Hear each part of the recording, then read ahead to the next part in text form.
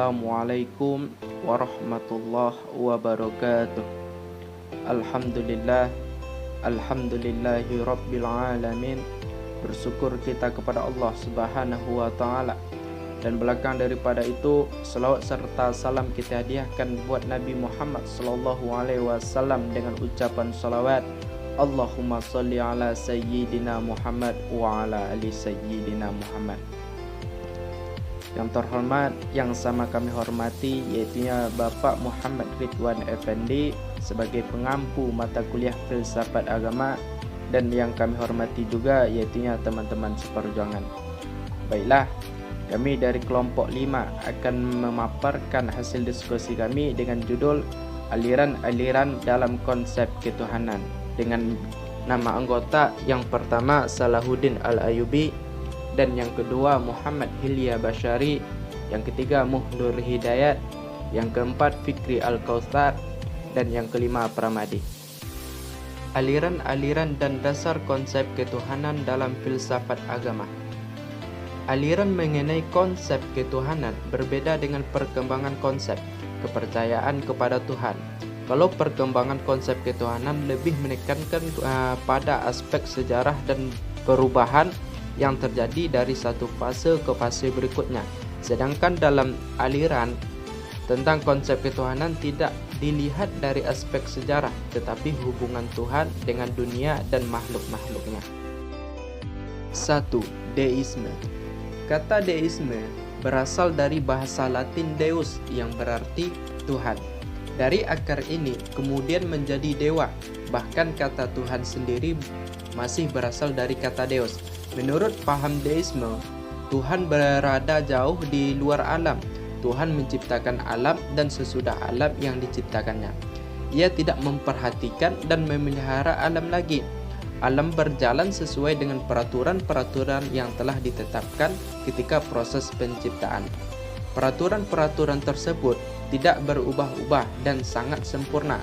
Dalam paham deisme, Tuhan diibaratkan dengan tukang jam yang sangat ahli, sehingga setelah jam itu selesai, tidak membutuhkan pembuatnya lagi.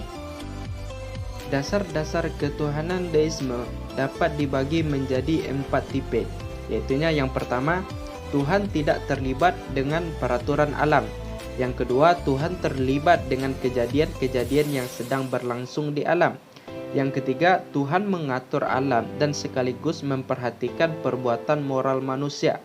Dan yang keempat, Tuhan mengatur alam dan mengharapkan manusia mematuhi hukum moral yang berasal dari alam. Kritikan dan kelemahan deisme antara lain. Yang pertama, deisme menolak mukjizat, namun mereka mengakui bahwa Tuhan yang menciptakan alam. Yang kedua, sebagai penganut deisme meyakini keuniversalan dan kemutlakan hukum-hukum alam.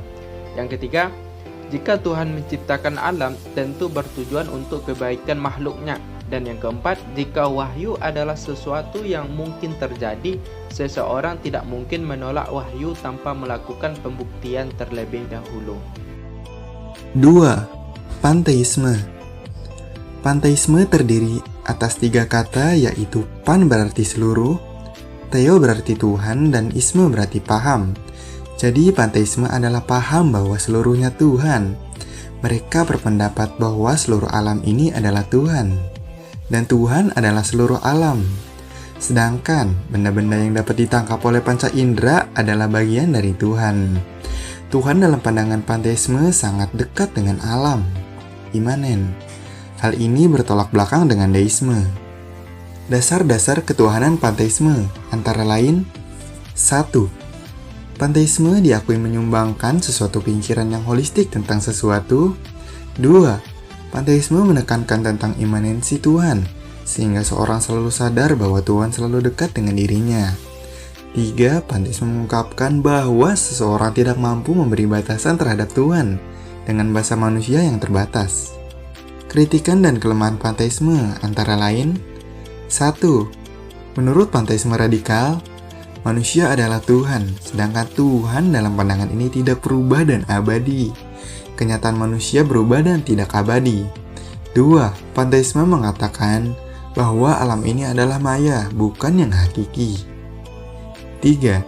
Jika Tuhan adalah alam dan alam adalah Tuhan, maka tidak ada konsep kejahatan atau tidak ada kemutlakan kejahatan dan kebaikan. 3. Panentheisme. Dalam bahasa Inggris, panentheisme yaitu panenthes dari Yunani pan dan theos yang berarti semua dalam Allah. Panentheisme adalah pandangan bahwa seluruh realitas merupakan bagian dari keberadaan Allah. Berbeda dari pantheisme yang menyamakan Allah dengan seluruh realitas. Istilah ini dipakai pertama kali oleh Krauss untuk menyebut pandangannya bahwa dunia adalah ciptaan yang terbatas di dalam keberadaan Allah yang tak terbatas, dan bahwa seluruh alam merupakan suatu organisme ilahi yang terkonstitusi sedemikian rupa, sehingga organisme yang lebih tinggi berunsurkan organisme yang lebih rendah. Hubungan-hubungan organik semacam itu merupakan ciri khas kosmologi kaum panentheisme. Konsep dasar ketuhanan dalam pantheisme yaitu 1. Konsep Asia Timur tentang tatanan yang impersonal yang sejalan dengan alam. 2. Konsep Smith tentang suatu zat yang personal yang eksistensinya adalah realitas metafisik yang tertinggi, absolut, dan mengatur alam. 3. Konsep panteistik yang sudah tergambar dalam konsep Smith, namun berbeda dalam memandang alam. Kritikan dan kelemahan panentheisme antara lain. 1. Ide tentang satu Tuhan yang sekaligus terbatas dan tidak terbatas, mungkin dan tidak mungkin, absolut dan relatif adalah suatu kerancuan tersendiri. 2. Ide tentang Tuhan sebagai wujud yang disebabkan oleh diri sendiri menimbulkan problem. 3. Sulit dimengerti bagaimana segala sesuatu yang relatif dan selalu berubah bisa diketahui kebenarannya. 4. Para pendukung panentheisme dihadapkan pada suatu dilema. Mereka meyakini Tuhan meliputi semua jagat raya dalam waktu yang sama. Namun, mereka juga meyakini Tuhan terbatas dalam ruang dan waktu. Perbandingan dan contoh aliran-aliran dasar dalam konsep ketuhanan. Yang pertama ada monoteisme. Penganut monoteisme mengaklami bahwa Tuhan hanya ada satu, dan beberapa ajaran monoteisme mengiklami bahwa Tuhan sejati adalah Tuhan yang dipuja oleh semua agama dengan nama yang berbeda-beda. Pandangan bahwa seluruh pemuja Tuhan dalam agama yang berbeda-beda sesungguhnya memuja satu Tuhan yang sama, entah disadari atau tidak disadari oleh umat tersebut, terutama diajarkan dalam agama. Contohnya yaitu agama Abrahamis, agama Kristen, agama Yahudi atau agama Nasrani, agama Islam, agama Sikh, agama Bahai. 2. Henoteisme. Ajaran henoteisme yang meyakini dan memuja satu Tuhan, tetapi juga meyakini berada dewa-dewi lainnya dan bahkan dapat turut memuja mereka. Variasi istilah tersebut adalah monoteisme intrusif dan politeisme menapkis, dipakai untuk membedakan ragam dari fanatisme tersebut. Monoteisme mirip nama kurung eksklusif daripada monotelastrik, memuja satu Tuhan, karena monolator hanya memuja satu Tuhan, menolak keberadaan dewa-dewi untuk disembah. Sedangkan penganut henoteisme dapat memuja dewa-dewi dari Panaton yang mereka yakini. Tergantung keadaan, meskipun biasanya mereka hanya akan memuja satu Tuhan, siapa sepanjang hidup mereka, kecuali ada kontrasi tertentu. Dalam beberapa agama memiliki Tuhan Maha Kuasa. Dalam keragaman monoteistis dapat saja terjadi tergantung alasan kultural, geografis, historis, dan bahkan politis.